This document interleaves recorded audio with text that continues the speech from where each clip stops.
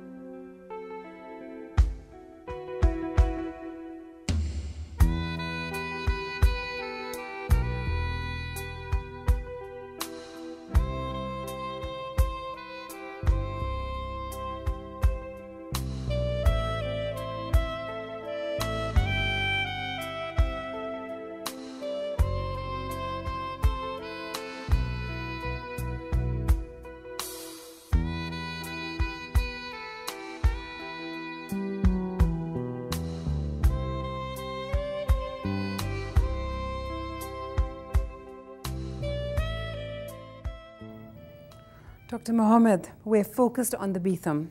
Are any of our other dumps in any better shape? From the ones that I have seen, no. You said that one is actually worse. Yeah, you were offering to take me there. If time permits, we can actually. But they are all in the same state of disarray. You go in, there's no control of what's being dumped in there. Whatever comes in on the trucks gets dumped. 90% of the materials that actually enter our dump sites can be recycled. And the only way to do that is to have a bigger thrust towards recycling. And it doesn't have to happen when it gets to the dump site.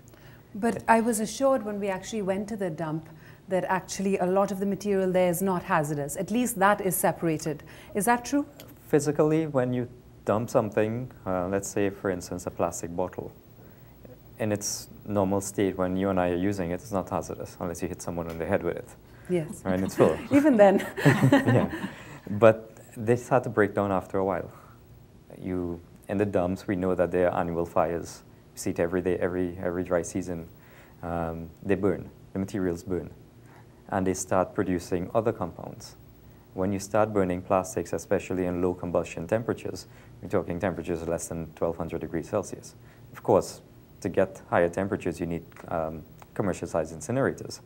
When you start burning them at that temperatures, the chlorine compounds in them begin to combine with other materials, hydrocarbons, for instance, to give you other compounds, such as dioxins. We mentioned earlier, just a while ago, that they are some of the most toxic materials ever produced by human activity. One in particular, what we refer to as 2378 TCDD, is actually the most toxic material on the planet. Toxic, I mean it can cause cancers, mutagens, teratogens. There are sublethal effects. It doesn't kill you immediately. It takes a while before the effects manifest.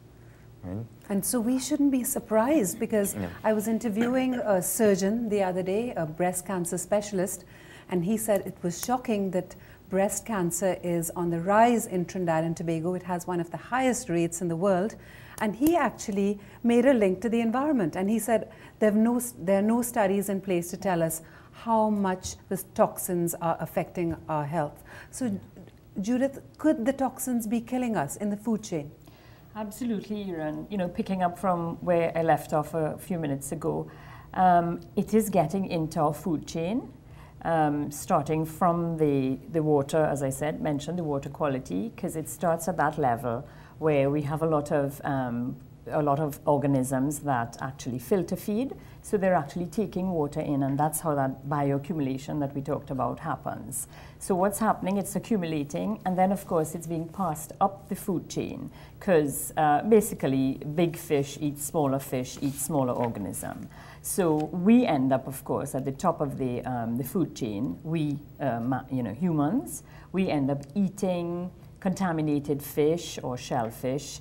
A lot of these seafoods that we consume are going to be, would have bioaccumulated some of these toxins In addition, the exposure, as Azad mentioned earlier, from the fumes, the fires. Sometimes you're driving along the Beetham, and of course you're inhaling all these toxic fumes that are coming through. So, and all those people who are driving past there who are being exposed. So, and then again, remember, we're not only talking about the Beetham dump. So we're being exposed at all levels. And once these effluents through the leachates that are going through the actual physical location at Beetham, it's being leached or moving into the groundwater, then out into, or just sort of effluents out into the sea itself. That, of course, is spreading. So that movement of water, as well as sediment to some extent, is actually moving and spreading these toxins. And it sounds like it could also, the very air that we breathe in these chemicals around the dumps are carried by fires, as you mentioned. That could be affecting us, giving us asthma. Well, most of the smoke that you find consists of solid particles or gaseous materials. In the case of dumps, for instance, most of the gaseous material that comes out is in the form of methane or carbon dioxide, as well as the particulate matter. And then you have the toxic materials that are generated from the smoke also. And these are transported away from the dump. You look into Port of Spain when the fires are burning, and the entire Port of Spain area is covered in smoke. And people are breathing in that 8 hours or 24 hours a day, so sometimes 7 days a week. So we're living in a very, very toxic environment, and we hope that the government takes some action. But we do need to take a short break. We'll be right back with more on this environmental series on CNC3. Stay with us.